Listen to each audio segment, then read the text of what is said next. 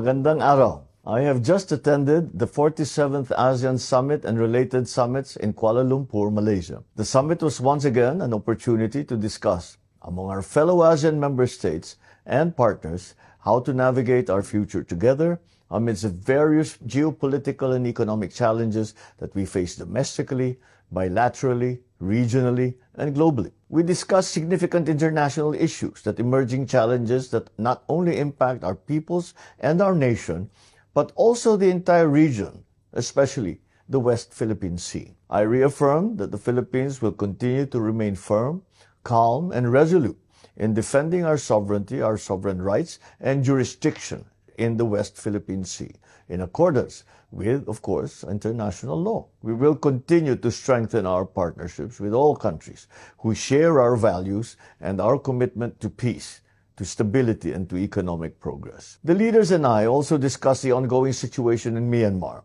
and the implementation of the 5-point consensus to bring about a peaceful and lasting solution, which is Myanmar-owned and Myanmar-led. During this past 47th summit, we welcomed the full accession of Timor-Leste as the 11th member of ASEAN. This is a historic step that reaffirms ASEAN's commitment to unity and inclusivity. We remain committed to pursuing initiatives that will support Timor-Leste's capacity to assume its obligations as a full member of ASEAN, with the end goal of further building a people-centered ASEAN. The leaders and I spoke about future-proofing our region through economic cooperation and sustainable growth. We heard discussions from the IMF, from the BRICS group, from G20, amongst others. We reaffirmed ASEAN's collective commitment to rules-based, open, inclusive, transparent, and non-discriminatory multilateral system. We strengthened our trade with external partners with upgrades in the ASEAN Trade in Goods Agreement,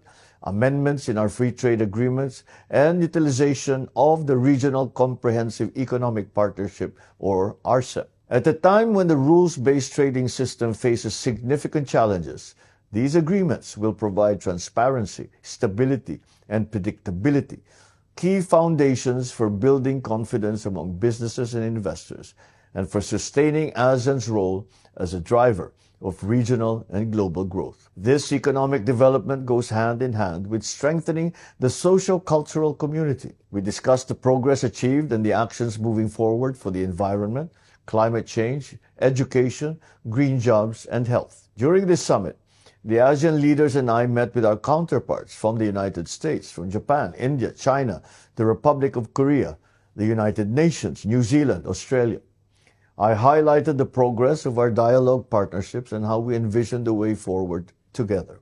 On the sidelines of the summit, I met leaders and discussed ways to further strengthen our partnerships and expand cooperation in strategic areas. I met with the leaders of Cambodia, Canada, Thailand, Japan, the EU, Vietnam, Australia, New Zealand, and with the United Nations Secretary General. We reaffirmed our commitment to deepen bilateral relations and discussed cooperation on many fields of mutual interest, fields such as security and defense, maritime, climate action, trade, investment, agriculture, and people-to-people relations. And I thank them for expressing their support for our ASEAN chairship in 2026. The Philippine delegation and I are grateful to Malaysia, the chair of ASEAN this year, and our generous host for the successful 47th ASEAN Summit and related summits and 2025 chairship of ASEAN. During the closing ceremony of the summits, Malaysia turned over the ASEAN chairship to us. As the 2026 chair of ASEAN, the Philippines looks forward to building on the gains of Malaysia's inclusivity and sustainability theme and carry ASEAN forward as we, as is our theme, navigate our future together. Maraming salamat at magandang araw po sa inyong lahat.